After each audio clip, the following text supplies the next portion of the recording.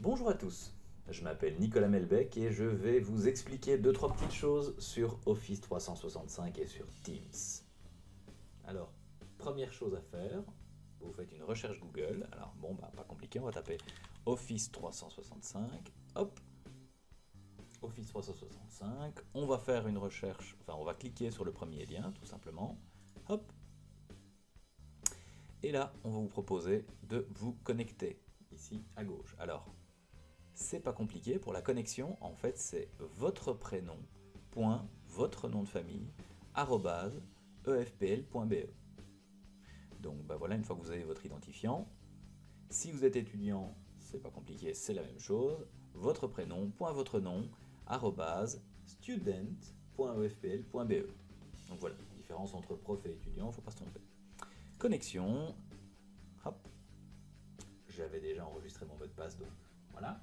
Vous, normalement, vous l'avez reçu soit par mail, soit par SMS. Donc, une fois que vous l'insérez, que vous validez, boum, vous vous connectez sur votre espace 365. Alors, votre espace 365, il ressemble un peu à ça. C'est-à-dire que vous avez toutes les icônes de Word, Excel, PowerPoint online. Vous avez Outlook, votre boîte mail, vous allez recevoir sans doute un grand nombre de mails.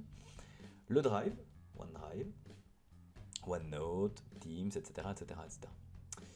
Moi, le premier truc que je vous conseille, c'est d'installer Office. C'est-à-dire que vous avez un bouton ici, en haut à droite, Installer Office. Et vous cliquez sur Application Office 365, vous allez avoir un petit fichier qui va se télécharger, et ce fichier vous permettra en fait de lancer, d'exécuter un installeur qui vous permettra d'installer tout simplement Office 365. Donc c'est-à-dire que vous allez vous retrouver avec Word, Excel et PowerPoint notamment sur votre ordinateur, et ou sur votre smartphone.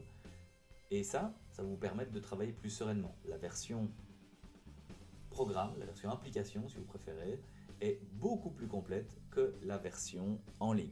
Quand vous avez la version en ligne, si je prends l'exemple de Word, eh bien, il n'y a pas de possibilité de faire par exemple des tables des matières aussi complètes que ce qu'on a sur un ordinateur, ou une bibliographie correcte. Donc moi je vous le conseille vraiment.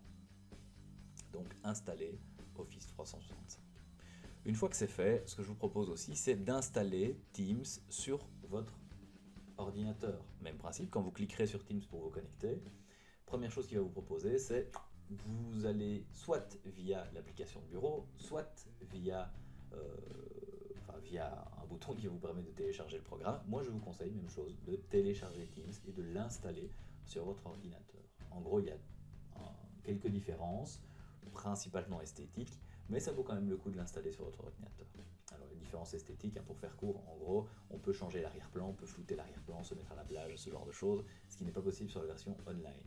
On a également la possibilité de voir 9 personnes simultanément quand vous avez la version application, tandis que la version online, donc la version via navigateur, vous n'avez que une, deux ou trois personnes maximum. Donc voilà.